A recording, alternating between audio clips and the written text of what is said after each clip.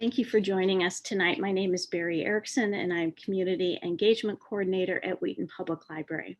Tonight, we are proud to bring you Smart Money Moves for Women. James Brewer, a Forbes.com contributor and CEO of Envision Wealth Management Planning, will empower us to make wise decisions and answer your questions. We will gain insight into paying for college, caring for parents, funding retirement, and recalibrating after divorce or widowhood. We will also learn ways to weave gender equality, social, and climate justice values into our financial plans. This slide lists JB's credentials, achievements, and expertise. His favorite part of being a financial planner is getting to connect with new people, helping them to achieve their hopes and dreams. He has been called part wealth planner, part life coach, part architect, and part cheerleader. He's a particular passion to address issues related to gender and racial disparity in his field. So with so much expertise and important information to provide us with tonight, I'm anxious to turn the screen over to you, JB. Thank you so much for being here. Well, thank you for having me. Just want to make sure that you can hear me. Yes. Okay. Well, then let's get going with Smarter Money Moves for Women. I have to make my attorneys happy so that all written content is for information purposes only.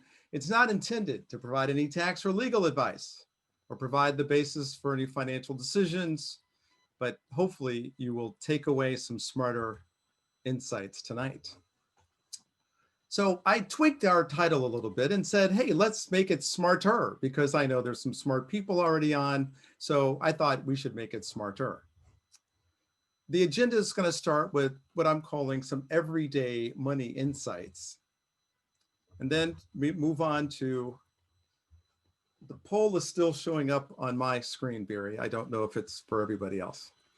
And then move on to women's major financial life transitions and talk about some next steps that people can take as a result of tonight's presentation, or the YouTube if you're watching it.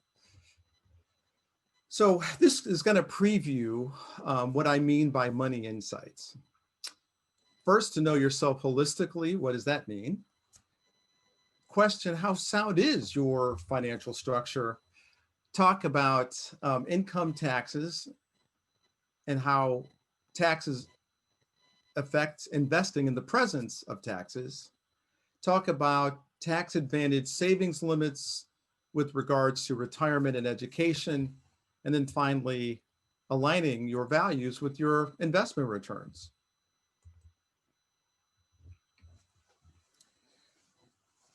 We believe it's important to start with your why, your values, your passions, your goals, the important relationships, and your money mindset.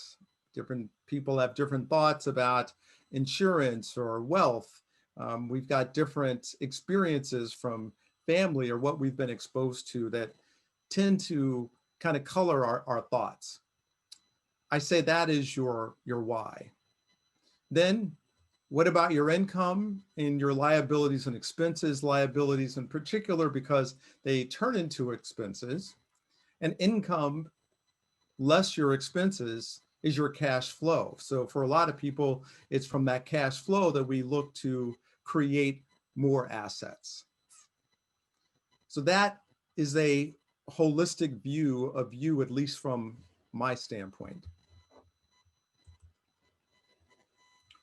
Next, we should assess your financial structure. Well, what do I mean by that? Well, do you know what amount of savings or rate of savings and what rates of return you need to hit to live carefree, either because you call it financial freedom or retirement? And if so, have you achieved those rates over the last 5 years? And if you're over 50, do you have a retirement income plan that does not run short or out of money? That's when you take the savings and turn that into spendable money in the future. Next, looking at your debt. Is your credit score above 750? Higher credit scores decrease the cost of credit.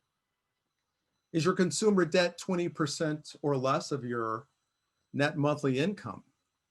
What about your housing expense ratio? That is taking your monthly mortgage, including the principal, interest, taxes, and insurance, and dividing that by your gross monthly income.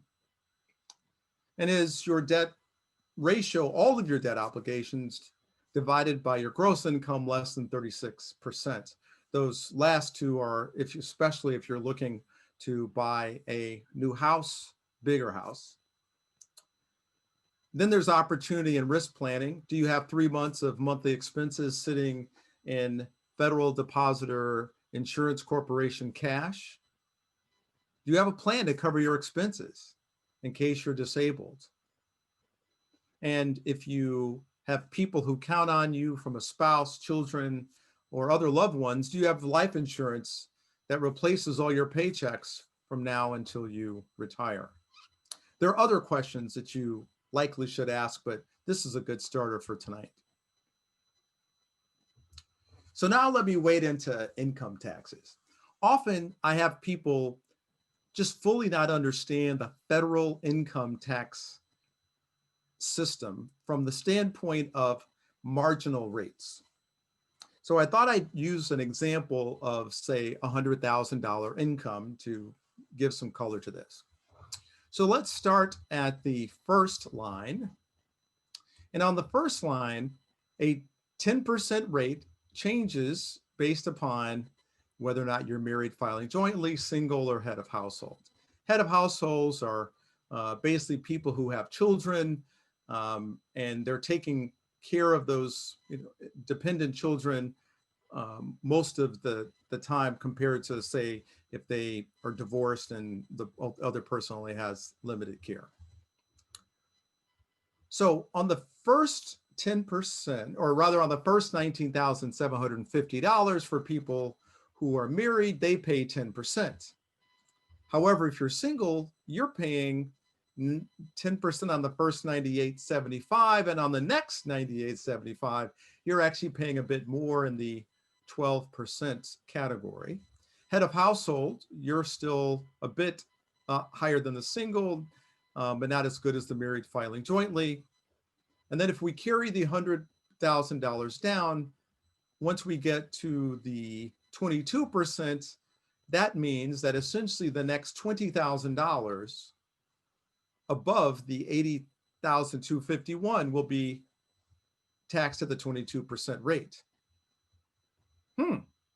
Now, if you're single, that actually drips you over into the 24% rate, where you'll pay about 15 on the next 15,000 over the 85,526. On that, you'll pay 24%. And we see it's similar for head of household. Notice that in some of these, the jump from 12 to 22 is 10 points, 2 points, and then another 8 points. So as you see the income changes, and some people who were single are paying simply a lot more. But when you hear marginal tax rate, don't think that that means that the 24 or the 22 is what you pay on all of your money. It's just on the increment above that particular tier.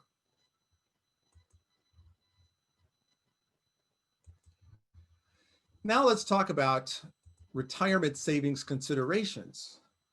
How much do you need to save? A lot of people aren't armed with that question, and it seems like you could save in lots of vehicles and get excited.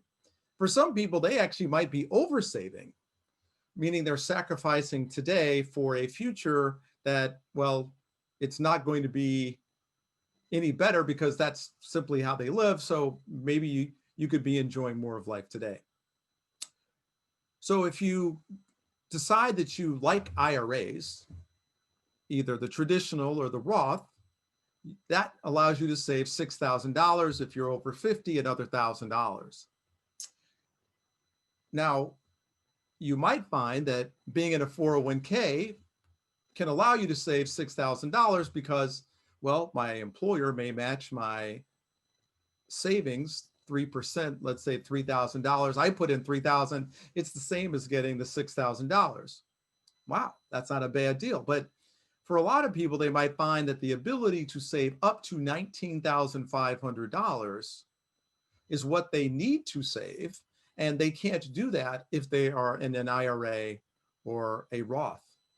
And if you are really fortunate, you might have an employer that provides a Roth 401k, which allows you to save the same amounts.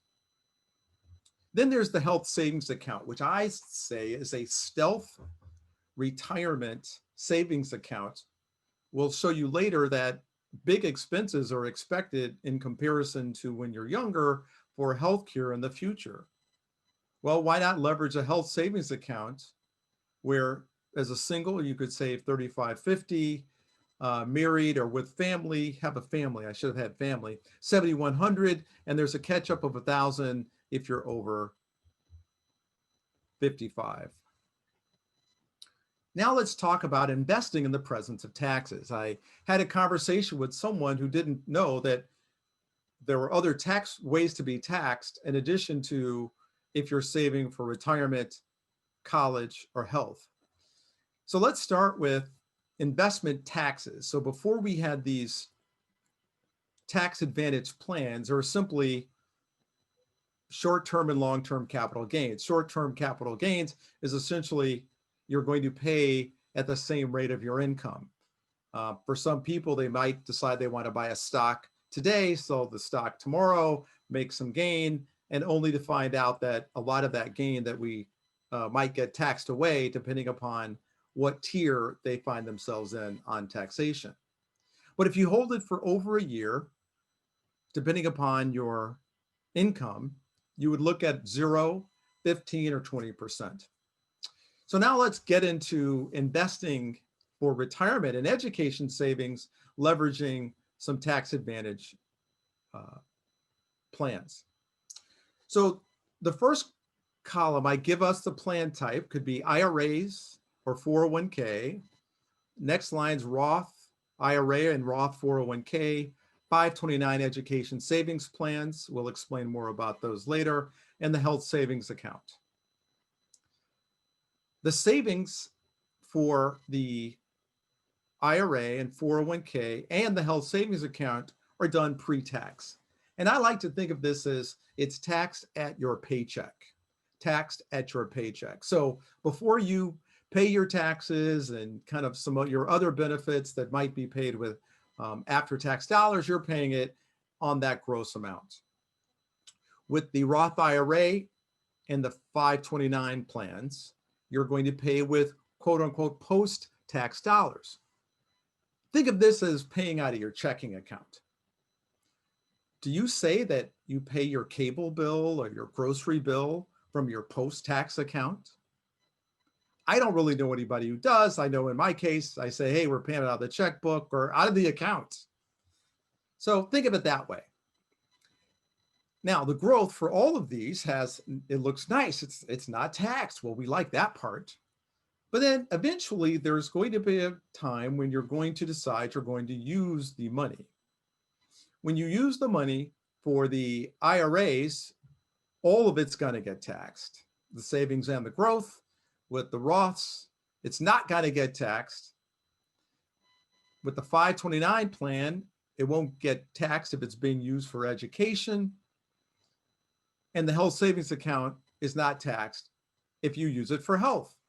But wow, you mean the health savings account, I didn't pay taxes on the savings, on the growth, and not on the withdrawal? Like, wow, that looks like that's a pretty good deal. Well, you are right. So on this slide, I created an example where it was a $7,000 amount. Hey, that's very close to that max that you can do as a family with the health savings account. That's kind of what I was thinking. But we did it monthly, $583 over 30 years with a 6% return. That's not really large, 6% return. And I assumed a federal and state marginal tax rate on the growth side while we're saving up of 22%. That's federal and state.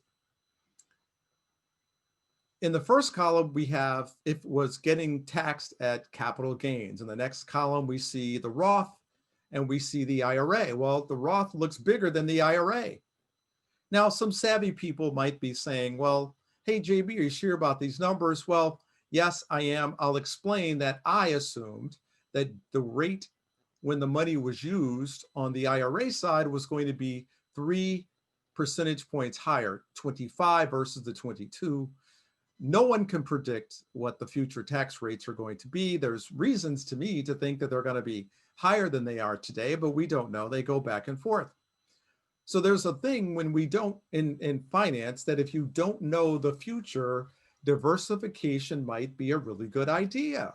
So you potentially could have some money in Roth, you could have some money in an IRA account, 401k account, and be able to use one or another depending upon the situation.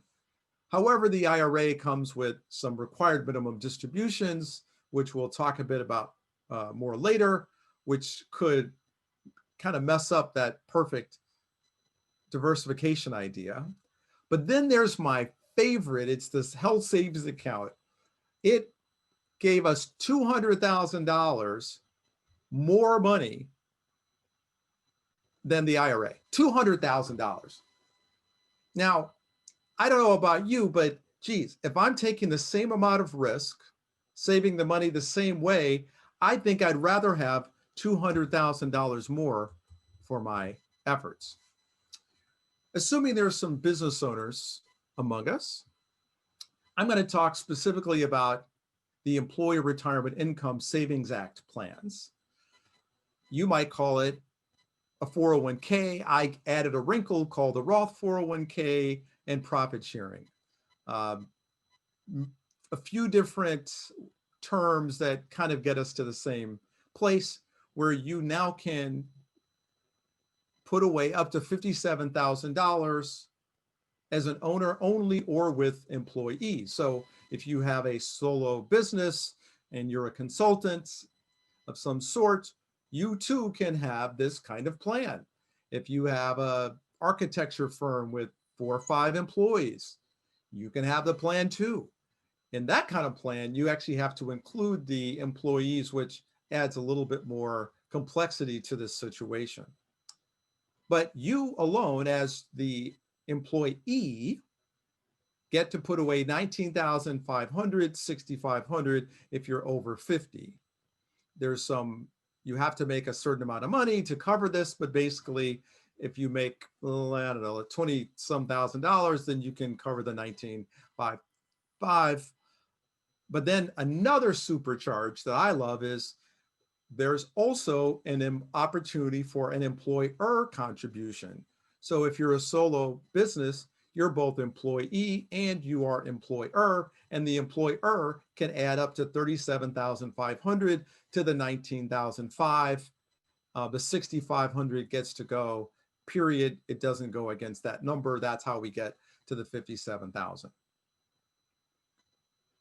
Potentially with more cash flow, a slightly more conservative approach would be to have your own defined benefit. You might say the phrase pension plan. There's one called cash balance plan that you could have as well. And you can actually add it to the plan that's the Roth 401k profit sharing plan to have even more savings, but it acts as a pension. Not enough time to get into the details of that tonight, but I wanted you to know that that is available. Next, moving on to education savings 529 plans. So 529 plans are really at the federal level that basically allows you to save for higher education nationwide and even in some foreign schools. In Illinois, our plan is called Bright Start if you're going direct or do it yourself. The Bright Directions is the advisor guided plan. If you're single, you can put away $15,000 and leverage something that has to do with gift taxation. So you can put the $15,000 away and not be concerned with gifting, and that's a whole nother issue for a different day. But if you're married, filing jointly, and I'm going to keep stressing jointly because we're going to learn about some penalties when you're filing separate later, you can put in $30,000. It doesn't say that both people are working. It just says if you're married, you can put away $30,000. And then there's also the ability to make something called a super contribution of 5 times the amount. So you have the money. You could put away 75 or 150 if you're married filing jointly. Maybe grandparents want to do it too. Now, you can't put any more money for the next 4 years because you can only do this every 5 years, but the sooner you save, assuming time value of money, that now you have the ability for that money to earn more money than it otherwise if you were just doing it in the $15,000 increments. Illinois got a wonderful opportunity if you're an individual filer of $10,000 of a tax deduction, $20,000 if you're married filing jointly. A reason to use the Illinois plan, as well as it has become highly rated over the last few years. Bright Directions, the advisor guided plans, have been interesting because it discerns between registered representatives, you might call them brokers, you actually might call them financial advisors, versus an investment advisor representative. Investment advisor representatives actually get an opportunity to use a wider choice of mutual funds to develop portfolios. So who you work with can change, well, let's say can change the results you get, assuming that you get a better asset allocation and use of funds if you're using a investment advisor representative. Which brings me to, well, maybe everyone's not a predatory financial advisor, but you want to avoid one. So in my Forbes contributions, you can Google my name and find this stuff. I wrote one on tools to weed out predatory financial advisors. The word or phrase financial advisor really means very little. It's just kind of a term that got adopted, but it doesn't tell you specifically what kind of financial advisor are you working with. There are generally 2 camps of financial advisor, let's call it, and one works under the suitability standard and one under the fiduciary standard, and I've discerned S and F in other places on this slide. But let me give you an example of what that can mean. So let's say that you are shopping for some clothes, you go to the dressing room, you try it on, and you come out and you ask the person who maybe helped you in there, pick it out, hey, so how do I look? Well, they might say to you, that looks okay. But another person might say, you know, now that I see, I believe that we have a style that will fit your figure better than this one. Let's try that. Now, the first one who said, it's okay, you look fine, maybe they realized that the one they were convincing you or saying it was okay, they might get paid a little bit more money than the one that wasn't. Maybe they don't, they're just trying to move on quickly, but really we'd rather have the person, I think, that would tell us what is better for us. So the fiduciary person's obligation is to work in your best interest. So let's go find the best thing for you. In investing, we have registrations, so registered representatives, because you can ask someone, are you a registered representative or an investment advisor representative? That's where the S and the F, and some people are actually dually registered as both. So then you have to qualify and say, well, in your dealings with me, which one are you going to be? Insurance people have licenses. They might use the term financial advisor. They might say financial planner. But if they have licenses, then they're insurance. Again, some of us have multiple ones, and you have to ask questions to determine what they're doing and in what capacity they're working. There's also financial advisor designations. FINRA stands for the Financial Industry Regulatory Authority. They've got 214 professional designations recognized. Now, they don't tell you that any one is better than another, but there's something called accredited designations. Usually those are backed by some accrediting standards board or some educational accreditation. So it's important to know who you're working with. So I developed a financial advisor evaluation form. You can ask us for a copy later, but it's got the links to something called broker check and the investment advisor public disclosure, links to the accredited designations and professional designations. I happen to be a certified financial planner. I really think that that is a designation that people should seek out in many cases. Well, it's valued by some that they might even tell you that they are. In fact, I know of a story where a famous sports star was working with someone who claimed to be a certified financial planner, and they had never, ever held that designation. So now let's talk about aligning your money with your values. You know, I believe that you should try to do this throughout all aspects of your plan. It just doesn't have to be investing. What about your spending? I mean, if you are going to invest in companies that hold your values, why not go spend money with them as well, or tell your friends? Some people go down a career path. Maybe it's something in nonprofits because they have a value for something. It's common that we would likely do some charitable contributions, maybe some volunteering, and some advocacy work that you might be marching, let's say, regarding breast cancer. So those are all kind of ways where we're putting our time, we're putting our money in terms of trying to align that with your values. But a lot of people aren't fully aware of the opportunity to take their environmental, social, and faith beliefs and also incorporate that into their investing. In all cases, we're talking about investing in real companies that do, real work, that are publicly traded. But why not invest in women leaders, in racial justice, in disability inclusion? Maybe you're concerned about fighting deforestation. Maybe you want to divest from all fossil fuels. And what about your faith and family values? Well, Barry, this is the end of this section. Why don't I take a few questions before moving on?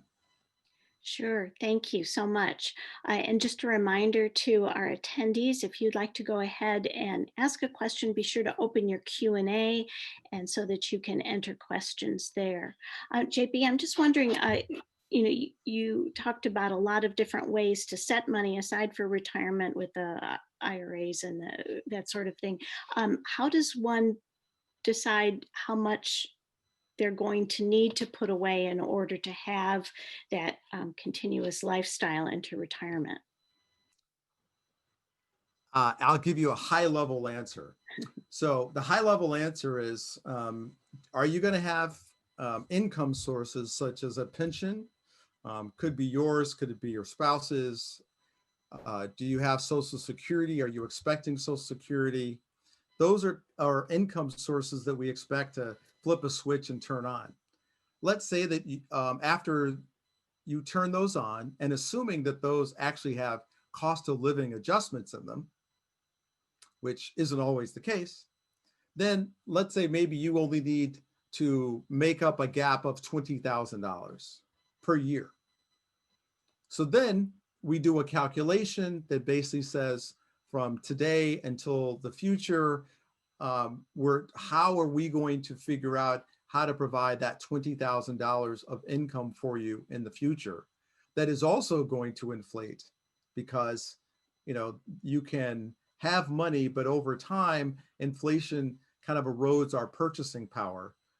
So there's some advanced calculations that need to be done there, but at a high level, that's some parts of the process. Okay, great. Thank you. Very helpful. Someone is asking, I didn't think everyone could use the health savings account. Are there restrictions? Primarily, you need to be in a high deductible healthcare plan. I believe that the current dollar amount is, I think, 1,350 to as a deductible. There's some other wrinkles, but if you can, uh, either during your employee benefits, ask if it is a qualified high deductible healthcare plan. Usually, they're going to tell you that it is, and I think if you're looking outside in the independent market, um, usually they're going to tell you whether or not it is a high deductible healthcare plan eligible plan. Mhm. Great, great. Thank you. And we'll see if there's some follow-up questions with that. Also, as you're talking here about investing in causes that you might believe in, are there ways to verify charitable organizations to make sure that your money is actually getting to the people that you're trying to help?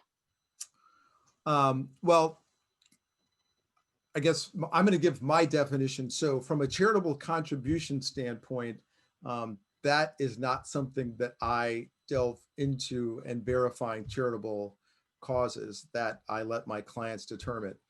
If it is my mutual fund aligned with my values, there's a public tool that is called As You Sow. Um, Again, I have an article that I wrote for Forbes, not plugging that all the time, but I explain a few companies in there that you can use. But As You Sow has a public access that you can look up women leaders, prisons, fossil fuels. I think there are a couple of others, but if that's what you're trying to do to say, hey, is my mutual fund, which then inside of the mutual fund, are the stocks kind of inside that mutual fund. It's not really the mutual fund itself, but the companies of the stocks held in that mutual fund. Great. Great. Yeah, that's helpful. Thank you. And someone else is asking, are there mutual funds that focus on women leaders? Yes. Um, I can't really give names because it could be construed as advice, but I can tell you that there are ones out there. There are also the ability to potentially not use mutual funds and be able to do the same thing. I'd be glad to help and provide more guidance. I'm just trying to make sure that I don't plug any particular company. Right. Okay. I think that's all of our questions for right now. So why don't you go ahead and with the next part? Oh, but I would say to that question though, if you go to the As You Sow, um, it can also help you if you find the women leaders. Great. Okay. I hate being evasive. All right. So as we transition into women's major financial life transitions, we're going to look at women while they're employed, and then look over in the pre-retiree retired area.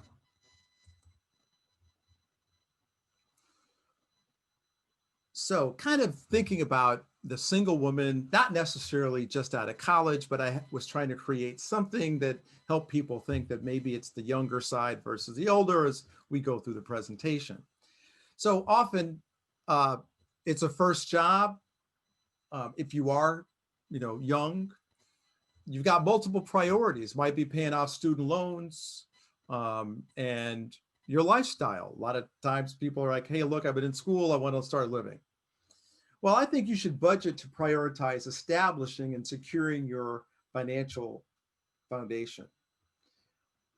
Make sure that you've got appropriate income replacement in case of disability insurance. A lot of people don't even haven't heard of that insurance, but often your employee benefits has one of those as a choice, depending upon if you're at a larger company. You can get private policies as well. Maybe you should be taking advantage of the life insurance, the health savings accounts if you have it through the company, 401ks, if there's matching contributions. But I think you should also make sure that you're establishing a cash reserve. I think COVID has given us this perfect scenario where, you could find yourself unemployed longer than you expected. You could find yourself disabled because of it. And ideally, you don't die, but it's possible because some people have. So having some of these things in place are important in establishing our financial foundation. You should also have powers of attorney in case you do become incapacitated. Who's going to take care of your financial stuff, make healthcare decisions like you would? If you have student loan debt, do you have a cosigner? If you pass on, do you have life insurance to cover the loan just in case? If you have federal loans, they actually have that included, but if you have private loans, then they don't. At least I'm not aware of anyone who does. But also think about paying off the student loan debt before saving for retirement. A lot of people like the idea of growing assets more so than they enjoy paying off debt, but the debt continues to get larger if you're not paying it off, often at a rate that's going faster than your ability to save and grow your retirement money. If you don't have a workplace plan, then maybe you should consider putting money away in a Roth or a traditional. What's really interesting is there's some income phase outs depending upon which one of these that you're in. So you have to watch the income phase outs and think accordingly with whether or not to leverage those. So now I know that some people are partnered. Some people partnered for a very long time and some more when they're younger. But what would happen to you if your partner couldn't work or died suddenly? If you're sharing expenses. Have you actually explored life disability insurance yourself and as well as your partner? If you are, I'd say a 50, 60 plus couple, you should consider long-term care insurance as well. You're dealing with the same Roth IRA phase outs if you're putting away money, but you should also have legal documents for your potential incapacity. The state likely wouldn't say that your partner is the one who should be making these decisions. So affirmatively making your own helps you and your partner not get caught in that bind. Be sure to choose your beneficiary designations wisely. And maybe, just maybe, what about drafting a living together agreement? Now married. Do you know your income and your spouse's? I meet a lot of people who say they don't. Know what your income will be if your spouse becomes disabled and their salary doesn't continue. Maybe you should have disability insurance. Do you know your household assets? What assets are in your name? What are your spouse's name? What assets are held jointly? What happens if your spouse predeceases you? Will you get the assets outright, the insurance outright, or will it go into a trust? What debts exist and how will they be paid? Do you have liquid assets to pay bills, debts, and mortgages? Now you get to enjoy those more favorable tax tables that I showed earlier.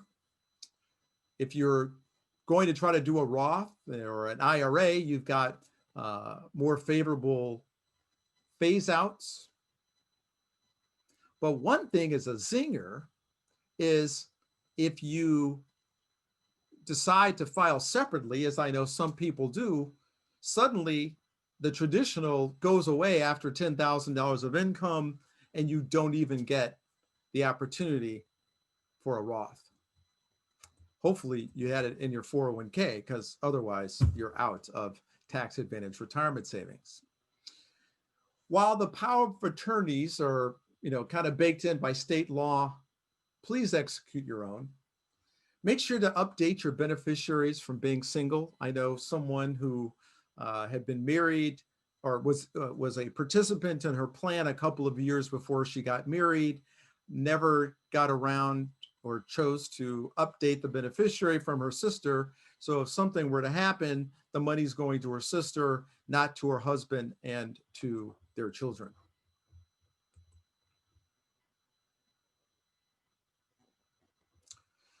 The wonders of being a parent.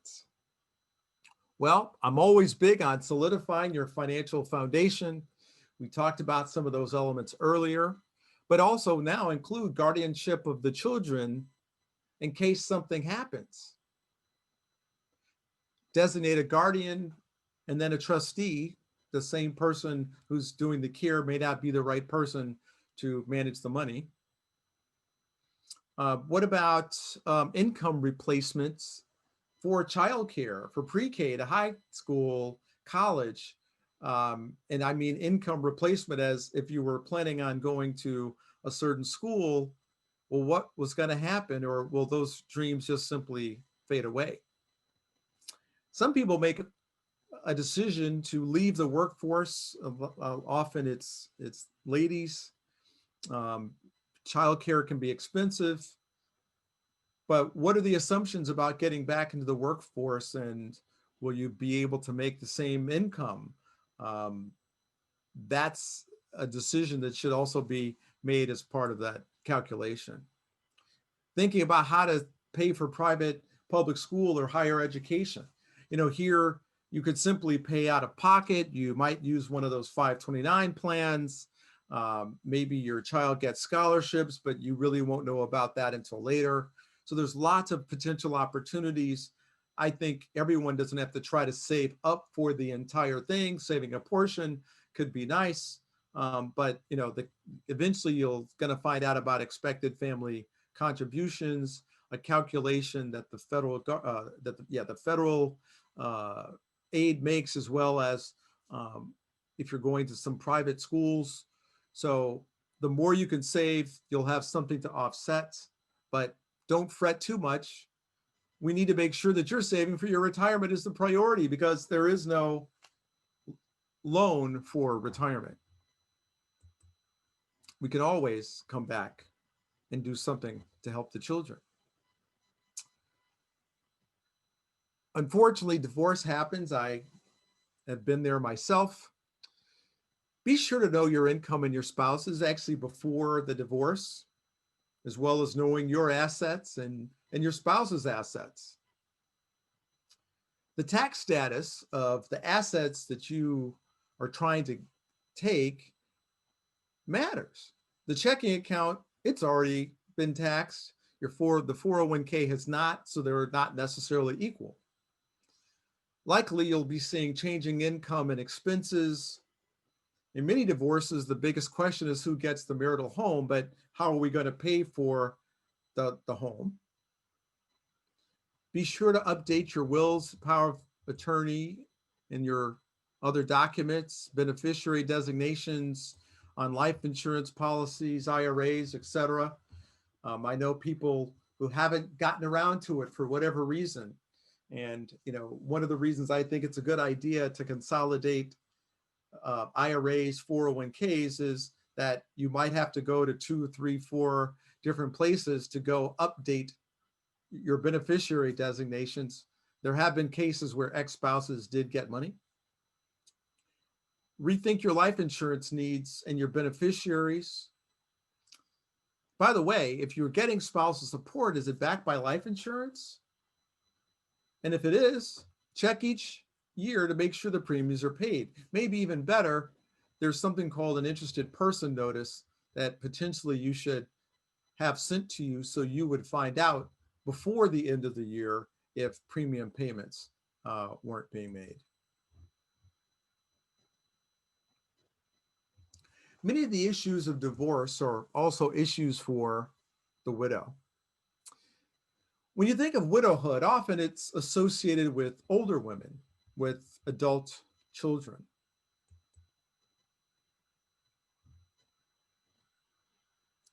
But not always. You're going to be dealing with changing income and expenses, likely an emotionally charged situation, many things thrust upon you all at once.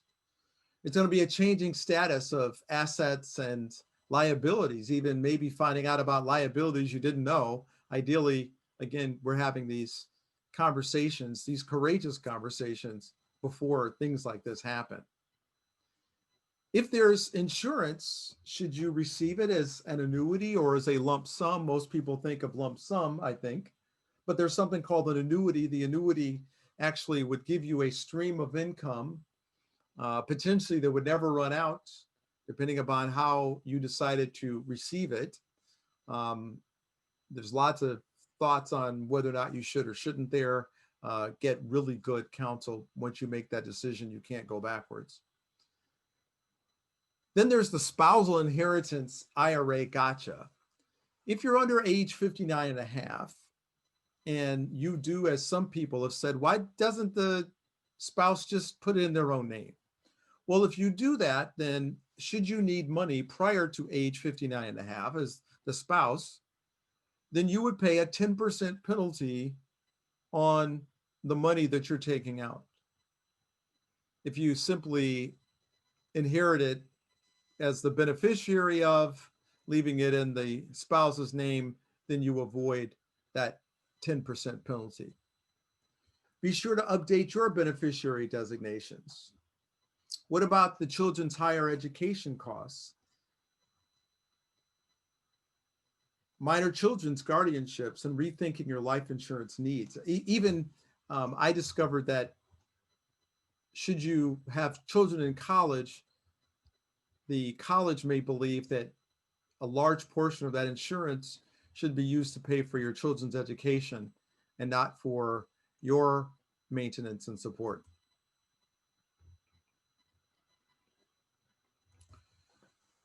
I'm going to talk about health spending. So this chart kind of shows us that as time goes on, we see this incredible jump in cost for healthcare expenses.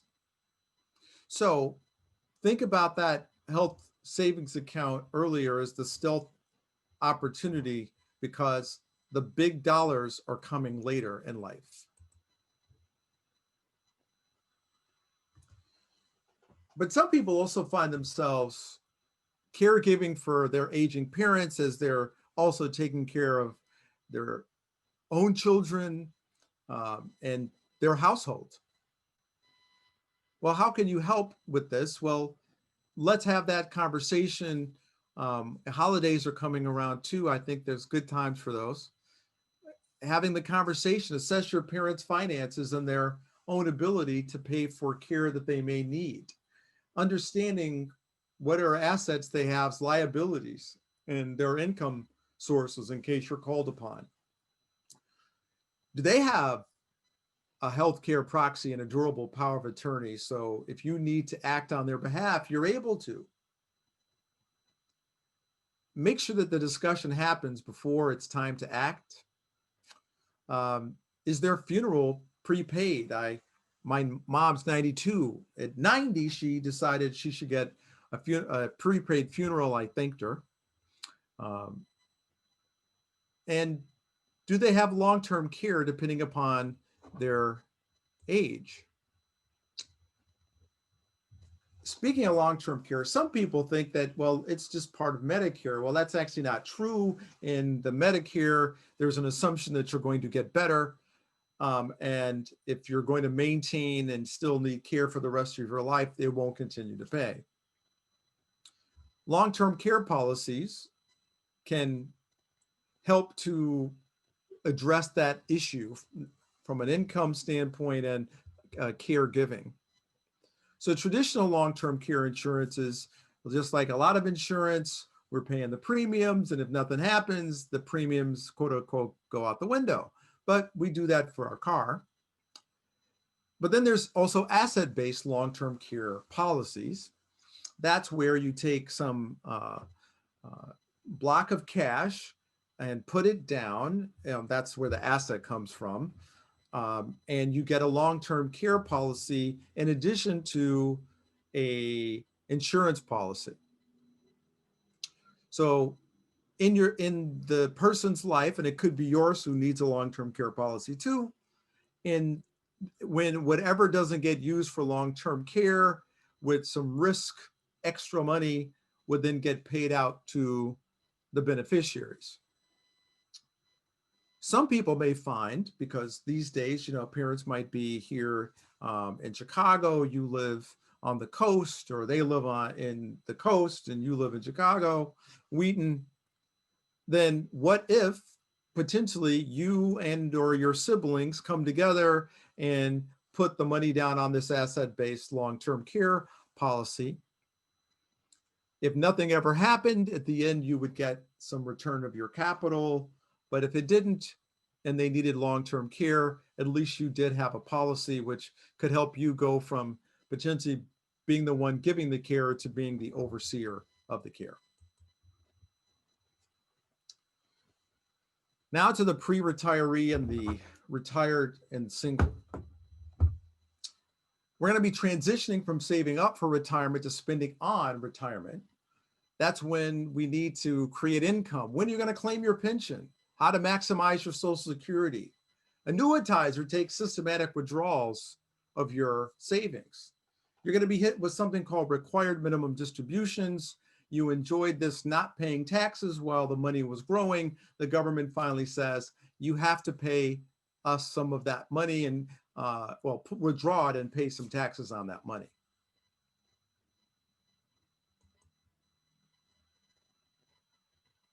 Let's talk about Medicare costs for a moment. So one of the things that's really interesting about Medicare is that it has a tiered, it looks a little bit at first like what we did with our taxes, except what's different here is that when you get to the dollar over the 87,001, you go from 1735 to 2429. 136 at a dollar, you're at 4512. So we see that if you can keep your income down, now if you have required minimum distributions, that might be the thing that actually pushes you over into the next bracket. Similar questions that we have when you're married as we did for the singles, but now with joint considerations. Some notable differences are, do you need insurance to replace Social Security? There are two checks, but now there's going to be one check when the other person's not gone. Does that need to be supplemented? Insurance may be a way to do that. If the spouses happen to be 10 years or more apart, there's actually a more favorable required minimum distribution table. Know what you're going to receive if your spouse predeceases you. Don't be surprised about that answer and finding about bills and debts that you might not otherwise be able to cover. Great divorce sometimes happens at different ages. At that point, get a handle on your revised financial situation and put together a new financial plan as quickly as possible. Looking at, what's my new situation going to be? Now, if you've been married for more than 10 years and your spouse is Social Security eligible, you will be able to qualify for the spousal benefit side of that Social Security. But also think about long-term care costs. Make sure that you update any designations on insurance policies, IRAs, etc. But now there's a new wrinkle around medical costs. So we were looking at those incremental costs earlier, but notice now that maybe the income goes from 174 down to $110,000. Well, at $110,000, you're now going to be paying $38.48, where together you had been paying $2,095.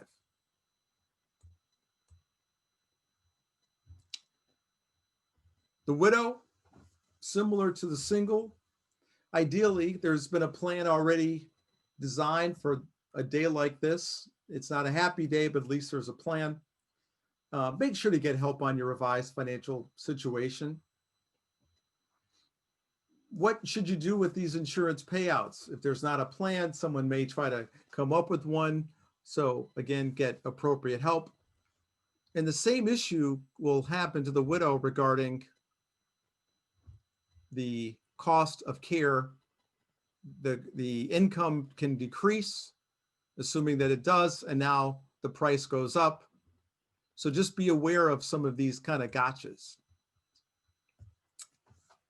So as I wrap up and talk about next steps, I want to provide you with the opportunity to use a unique tool to help continue your education.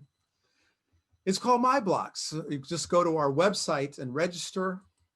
You'll get to look into things around paying off credit cards, college loans, emergency funds, learn a bit about inflation by looking at what did it cost, what will it cost.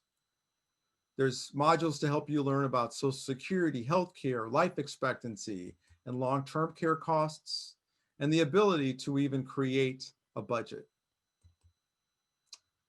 If you go to the websites, click client login, and you can register.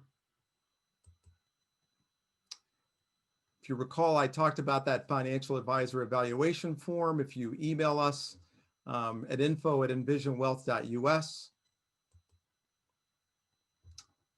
I just want you to know that just because you're using MyBlocks, you're not going to be automatically contacted. So please let us know if you do want to be contacted separately, but please feel free to go and take advantage of that. Barry, do we have any questions? And let me say thank you all for your time, and hopefully I've left you feeling a little smarter. Absolutely. There's been great information. We do have a couple of questions to address, JB. The first one says, will you explain the ability, limitations, and requirements to withdraw funds from IRAs and Roths? This person is 60 and wondering how long they would have to wait in order to withdraw the money. When you are 59 and a half and one day, then you can start taking money out. When you take, okay, now wait, I went too fast. Assuming that the Roth was established 5 years prior. So the Roth has an interesting wrinkle. If you started it at age 59, you can't touch it until like age 64. But assuming that you had the 5 year, then you would be able to go and use that money. Regarding the IRA or 401k, you can start to take money out without penalty at age 59 and a half. You will be required to take it out at age 72, given that your age is 60 today. The rule changed. It used to be 70 and a half. So anyone that hasn't started already, they're now into the age 72. You will have to pay taxes. So I just want to say you will have to pay taxes. Some people are surprised. They didn't realize there was going to be a tax bill, but there will be a tax bill. Okay, all right, thank you. And another question, if you buy an asset-based long-term care policy for your parents, but they never end up using it, can you keep it for yourself when you get older? Well, transfer, I guess, is the question. Currently, I am not aware of any company that allows transfer. One of the things that happens with all policies is they're written for risk. So your parents were assessed at their risk level. So let's say, for example, you have terminal cancer or you have something that would be really expensive. They wouldn't just let you take the policy, if you kind of think of it that way. So they want to go and underwrite the policy. Now, what could happen is, if they never use the policy, they passed, now you receive the funds. Now you can then apply yourself and ideally get approved for a policy using the funding that came from the life insurance part of the asset base. Right, right. Okay, thank you. Very helpful. All right, we'll allow, just another minute or two here if someone thinks of another question that they want to ask. But thank you so much for all this great information that you've provided, JB. Really wonderful. And we will be sending out to everyone who's registered tonight the website for your company that will get us to those My Blocks. The link to those, and there's just so much wonderful information there. And just to confirm with you that access to all of those are free, all that additional information, all those resources. Yes, they are absolutely free. And again, if you want our help, we look forward to that opportunity. But if you want to do it yourself, that's up to you. We are trying to help the community. And I thank the Wheaton Public Library for this opportunity to speak and hopefully make a few lives a little better off. Absolutely. Well, and thank you so much, JB. And we want to thank Envision Wealth Planning for generously giving your time and effort to put together this presentation. We really appreciate it. Again, we'll be sending out that website can get you to all that information, including My Blocks, and I'll be sending that out to all of the registrants. If you are watching the recording of this presentation and you would like those resource links, just email me at ce@wheatonlibrary.org. That's CE like community engagement at wheatonlibrary.org, and I'd be happy to send you the links to those things. The recording of this program will be available in about a week, so you can watch it again or refer it to a friend or loved one. Thank you again so much to everyone for being here tonight. Take care, and we hope to see you soon. Thank you again so much, JB.